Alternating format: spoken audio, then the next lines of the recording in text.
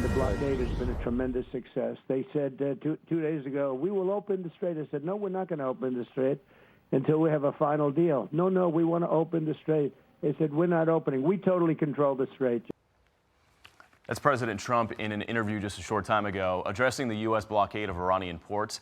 CENTCOM turning back at least 27 ships since it first began, and now releasing more footage showing American forces enforcing their mission. This is United States warship 115. You are entering the area of a military blockade. This blockade of Iranian ports will be enforced and applies to all vessels regardless of flag. Any vessel that further intends to enter or exit an Iranian port will be subject to the right of visit and search in accordance with international law. If you attempt to run the blockade, we will compel compliance with force. Over. Joining us now is retired Colonel Mike Jernigan, who was an invasion commander during Operation Iraqi Freedom. Colonel, thanks for coming on this morning. Hey, good morning, Bill. So I want to ask you kind of what's been going on during this 2-week ceasefire. President Trump says that the U.S. military has been restocking. Take a listen real quick. We're totally loaded up. We have so much ammo. We have so much of everything that we've, much more powerful than it was 4 or 5 weeks ago. So we've used this to restock, and they probably have done a little bit of restock. So just give us some color on what's been happening on both sides, you think, during the ceasefire, especially with the U.S. military. Are they mapping out new targets? Are they reloading our Patriot missile batteries? What's been happening behind the scenes in these last 2 weeks? Absolutely, Bill. On the U.S. side, you're seeing exactly as the president said, that they are rearming, they're restocking, and they're ready to go again. And I think if the ceasefire agreement is not held up tomorrow when it expires, I think the Iranians are going to see additional attacks more than they've already seen before.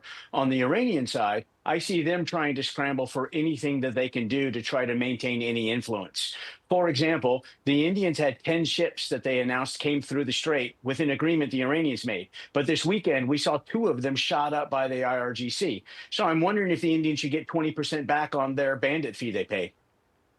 We opened up the segment talking about how the U.S. military is enforcing this blockade in the Gulf of Oman, and they're also stopping ships elsewhere around the world. Take a look at this video. This was just put out by the U.S. military. They apparently stopped another ship called the Tafani. It is under U.S. sanctions.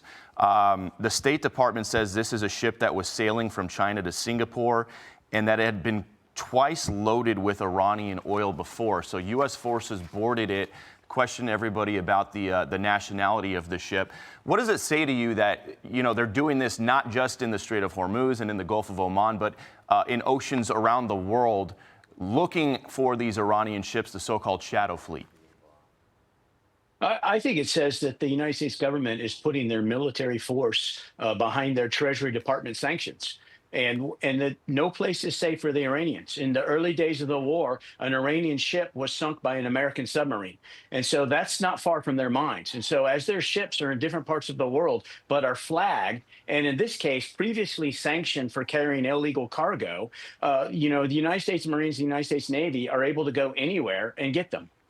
So we're going to see what happens with this second round of peace talks in Pakistan. Obviously, we all hope that a deal emerges from this. But what's it like for the troops who have been sitting and waiting these last couple of weeks? They've been taking missile and drone fire. They're wondering if hostilities are going to break out again. Take us into the mentality of those service members who are over there in the Middle East, the idea that, hey, the bombs could start raining again soon if a deal isn't made. Yeah, the mentality of our American service members is tremendously strong. I played high school football and did other sports in college. And right before the game started, you were in the locker room and you were ready to go. You were concentrated. You were focusing on what your task was. You were reviewing your immediate actions and your drills. And that's exactly what I did previously as a Marine, and these Marines and other service members are doing, is they're sitting, rehearsing what needs to go next, mentally preparing, and they're almost like a sprinter, just getting ready to get the signal to get down in the blocks because we're going as soon as they say go. So the mentality is strong and preparation right now. That's some great color right there. Colonel Mike Jernigan, thank you so much for coming on this morning, and thank you for your service as well. Be sure to like and subscribe for all the Fox News latest on YouTube and catch full shows streaming now on Fox One.